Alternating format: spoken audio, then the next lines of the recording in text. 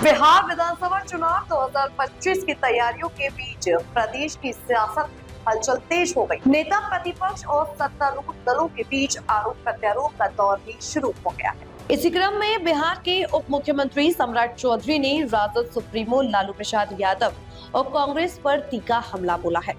दरअसल सम्राट चौधरी ने अपने आधिकारिक एक्स पर अकाउंट पर एक पोस्ट जारी कर कहा कि आरजेडी और कांग्रेस ने बिहार को सिर्फ पिछड़ेपन की ओर ढकेला है और आज भी जनता को भ्रमित करने का काम कर रही है। उन्होंने पोस्ट में लिखा, बिहार में 15 साल लालू प्रसाद जी का वो कुख्यात 90 का दशक वाला शासन रहा, जिसमें जंगल राज, अपहरण, उद्योग और जातिगत हिंसा अपने चरम पर थी। उससे पहले 40 साल तक कांग्रेस का शासन रहा, जिसने बिहार को बदहाली की तरफ ले जाया गया। उन्होंने आगे कहा कि केंद्र में भी 2014 तक आरजेडी और कांग्रेस की सरकारें रही, लेकिन इन पार्टियों ने ना तो बिहार में रोजगार लाने की कोशिश की, न व्यापार को बढ़ावा देने की नीति अपनाई, न जातिवार जनगणना कराने की इच्छा शक्ति जताई और न ही बिहार के युवाओं को अपने ही राज्य में अवसर देने की कोई ठोस नीति लागू की गई।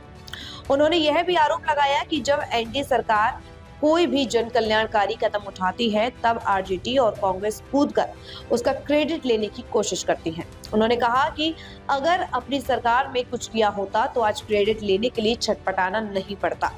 आरजेडी कांग्रेस की पहचान ही यही है, एक क्रेडिट खोर है और दूसरा क्रेडिट चोर है।